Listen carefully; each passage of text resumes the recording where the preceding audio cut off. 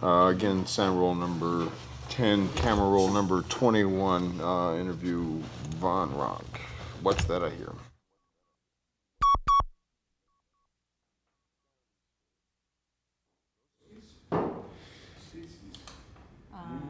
Roll 21, take 10.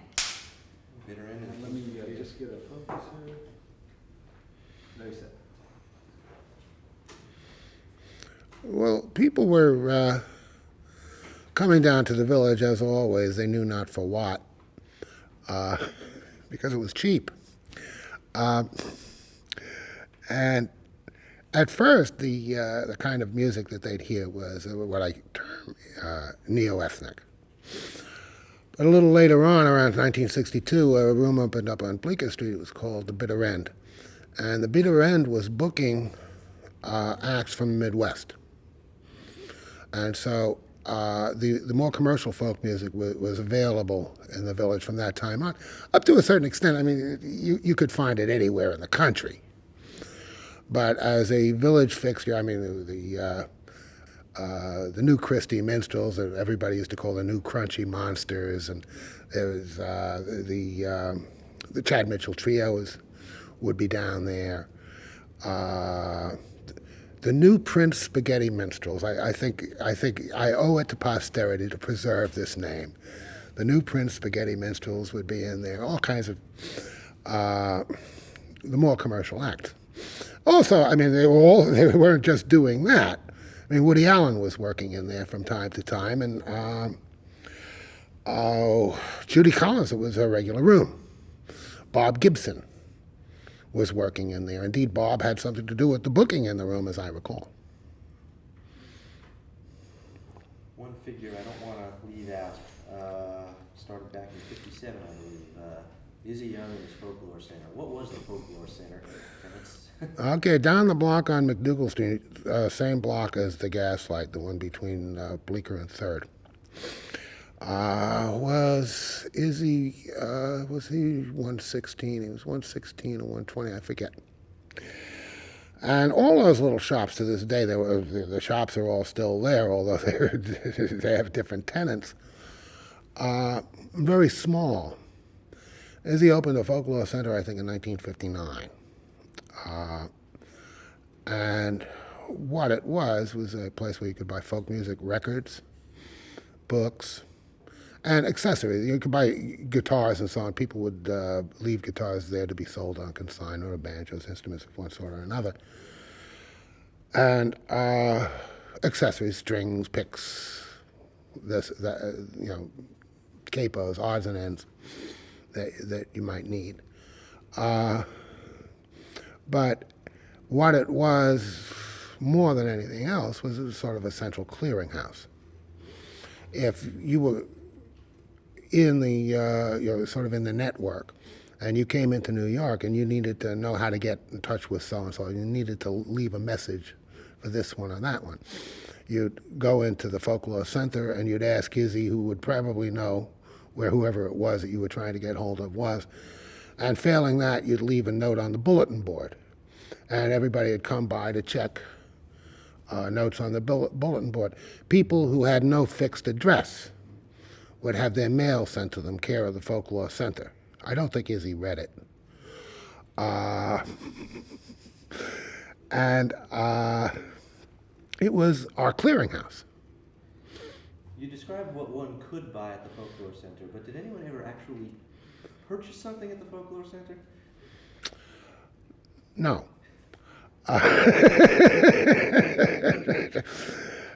Dylan wrote a Talking Folklore Center Blues. A tag end of one of the verses was, "You don't have to buy anything. Do what everybody else does. Walk in, walk around, walk out." Which pretty much summed it up.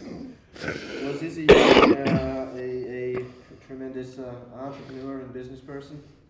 Well, he was a born capitalist. Your money just had a way of sticking to his fingers, and it's no wonder that even as we speak, he is the biggest landowner in Stockholm, Sweden. I take it and you can Izzy, quote me. Izzy did not succeed except as a capitalist too much, is it? Well, Izzy always managed to, Izzy managed to make a living out of it. Izzy never made I don't think he ever made a good living out of it. But he managed to make ends meet. Remember, these times were easy times to live. You didn't need much money. The dollar still bought a reasonable amount of goods, and there were quite a few dollars around. So just as you could subsidize yourself for a month on a week's work in a lousy job. Rents in the village. I knew people who were paying $35 or $40 a month for bad apartments, but apartments in the village. It could be done. So you're not talking about the same kind of economic pressure that exists now. Switch gears. What's your first memory of being exposed to, meeting, seeing Dylan? Again, that grapevine. I don't know where I was or who I was with. Probably I was at the Kettle of Fish, which was the gin mill next door to the Gaslight, where we used to while away many's a happy hour, some of which we actually even remember. And somebody said, "Hey, there's this guy. He's down at the Cafe Wa. I really ought to hear him." And he was accompanying Fred Neil. He was playing harmonica behind Freddie Neil the first time I heard him. Which, what was that, the winter of 62, 63, I think. And he did a couple of numbers by himself. And, everybody was duly impressed. And I suppose Freddie introduced me to him. I don't really remember, but within a week or so of his arrival on the scene in New York, I knew him. But then again, so did everybody else who was a regular on the scene. And Bobby became one of the group around the Kettle of Fish and the Gaslight. I understand that his performing style back then was much, much different from what subsequently evolved into. Well, yeah. Talk about his style on stage as an actor. Well, I think he had spent a lot of time studying Charlie Chaplin's films. He had a very Chaplin-esque kind of stage presence. He was seemingly very nervous and very herky-jerky, but actually very controlled. As a performer, I think he was truly one of the great naturals I've ever seen, a master of timing, and one of the funniest men on stage I've ever seen. Although off stage, he was, no one ever thought of him as a great wit. Again, it was his skill with timing more than anything else. And he'd get all kinds of pseudo-clumsy bits of business going with his harmonica rack and things like that. He could have an audience in stitches without even saying a word. And when he sang, he had a way, again, with timing, but in this context, you'd have to call it phrasing. It was really quite different from anyone else. This is before he started to really write much of his own material, too. I'm talking about him singing Woody Guthrie songs or Pretty Polly or something like that. No one did those songs that way. And so it infused them with a kind of freshness. I'm interested in that. You've been studying the song now for eight years or so. Did he come into the scene with a developed repertoire? Yes, but it was a changing repertoire. Songs would appear and disappear very rapidly. He'd find something that he'd love, and then I suppose what was going on, he'd sing it to death, and he'd get tired of it and go on to something else. He was constantly looking for, he was in search of his own musical persona, which was developing rapidly. Very shortly after that, he began to write his own material very seriously, and that, of course, was the needed missing ingredient. what brought him to prominence was the topical, political, or sociocultural nature of his songs. Did he himself, as a 22-year-old kid, 21-year-old kid, demonstrate a whole lot of political commitment or beliefs in conversation with him? He wasn't a basically very strongly political person. You have to realize that most of the people who were on the set, including the ones who were deeply into what were called then protest songs, weren't all that profoundly political either. The mood of the community and the mood of the music was left. It was definitely left, but a mood is not an organized political point of view. And so in that sense, he shared the same mood as most of the rest of the people on the scene.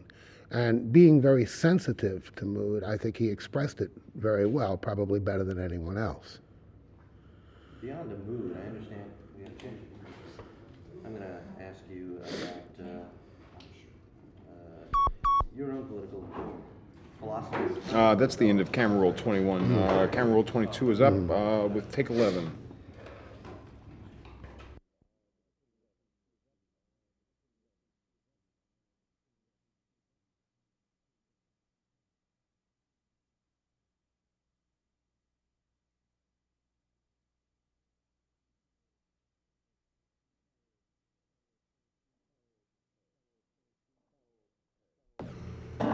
Okay.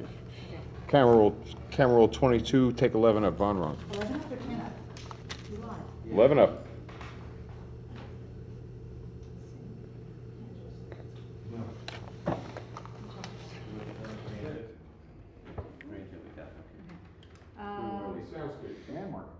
We were at political stuff. Yeah, right. Political songs. Okay. 22, take 11. Okay.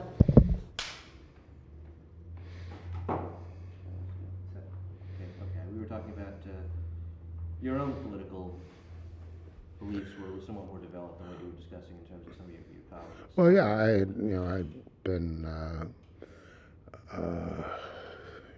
engagé for a few years by that time. I come up with a group of anarchists and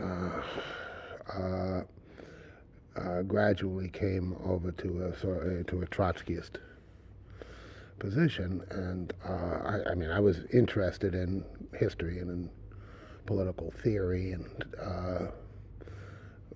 problems of political organization, all of that sort of thing. And of course, what you had in the village and on that whole scene was more a question of a mood. It wasn't a developed set of politics at all.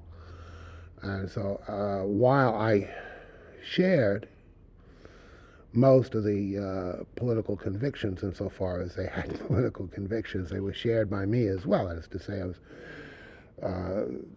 strongly pro-civil rights, and I was strongly anti-war in the Vietnam thing and so on. I did not take the political side of what was going on there all that terribly seriously. That I thought that what we had here are not radicals, but a bunch of very, very pissed off liberals, which I think was the case. So, in discussing Bobby's politics, say, at the time, I don't really think that he was politically less developed, especially, than the other political singer-songwriters of the time. No, he wasn't, and I don't think he was less sincere. I know it. One of the things that's been leveled against him is that, and he very foolishly encouraged this, was that he was just using political songs as a stepping stone. Well, look, nobody was stupid enough to try to use a political song as a stepping stone. The only thing you could use it for a stepping stone to was oblivion. And I think Bobby was smart enough to know that at the time. Could you put your hand just back just to grab it? Why not? Thank you, sir. one of the primary outlets for the political writing was Broadside. You've been very critical of Broadside, I think, in some of the things I read. What was your feeling about Broadside and their meetings and their whole shit? I'll be honest with you, I had nothing to do with that. Now I think about it, I don't see what I was so critical about. I didn't know anything about it, and the less I knew, the happier I was. It really just wasn't my shtick. I wasn't interested in political songs per se, pro or con. And I'd go to a rally or a demonstration or a benefit for this or that or the other cause. I'd get up there and I'd sing my songs. I was a singer who happened to have politics, but my politics were no more relevant to my music than my politics would have been relevant to a cabinet maker or a bookbinder.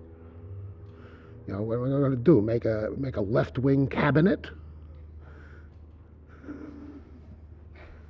Some of your friends, Oakes, Paxton, Dylan, were writing those songs. Did you think the whole political song movement of the 60s, that those people were some of the forerunners of, did it have any kind of impact? Was it something that was meaningful at the time or became meaningful later? It's very hard to say. Nobody was ever convinced that they were wrong about anything by a song. So to a certain extent, when you're writing a political song, you're preaching to the choir. And so you just better hope that there is a choir out there, otherwise the song is not going to have an audience. But it's also true that the choir needs to be sung to, and that there's a real function for these songs, and that it tends to build group identification and solidarity within the group.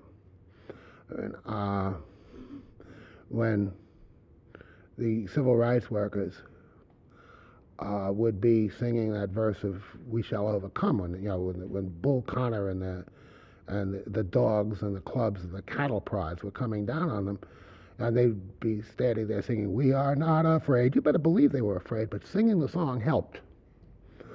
I mean, it had a real function, a true use. And in that sense, you can't just write this stuff off. It played a serious and a constructive role. But for my own self, I liked Paxton or Oakes's or Dylan's songs when they were well written, when I thought they were well written regardless of what they were about. Because what I'm much more interested in is good songs.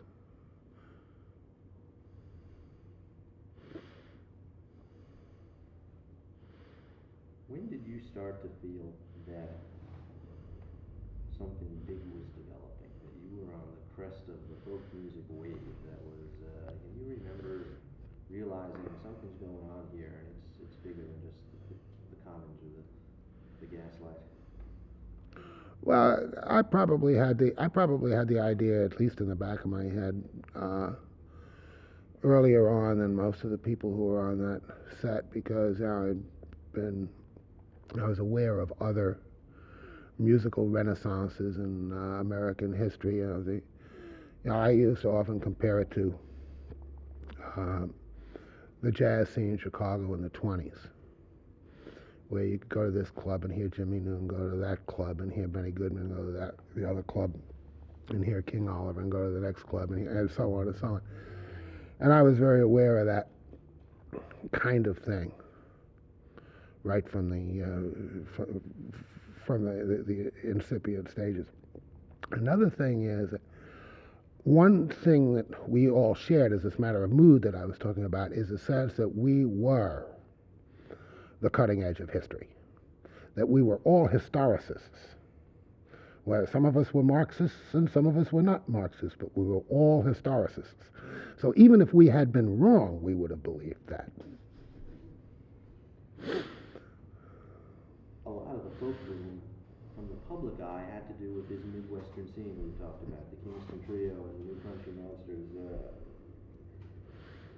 what generally was the reaction of you and your fellow musicians to these folks when they came through town or you happened to hear them on the radio? Generally, it was sort of these people wash too much, kind of thing. It was too clean cut. There was too much Ipana there. We were, needless to say, very, very critical of it. One thing, we had a grittier worldview than that. For another thing, that we either truly disliked or affected to dislike the audience that they were reaching for. The kind of liberal or tolerant take on those groups was that, well, they're a transitional form that's bringing indigenous music to the attention of America. Do you think that held much water? I used to think that sometimes. And then 20 minutes later, I'd want to shoot the whole lot of them. It was a very difficult thing to call because there's no question but what they were doing was doing good for all of us. And we knew that on the one hand, but on the other hand, fuck them.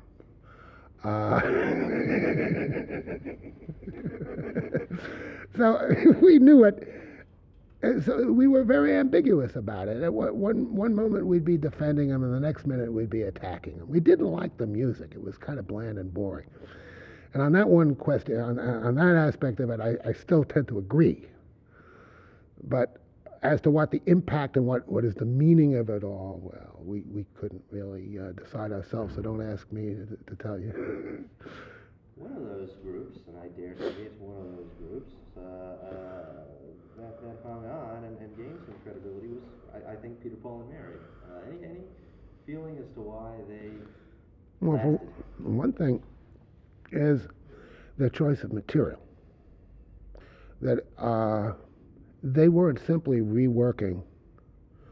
Can you start this again and name them as you start the speech, Peter?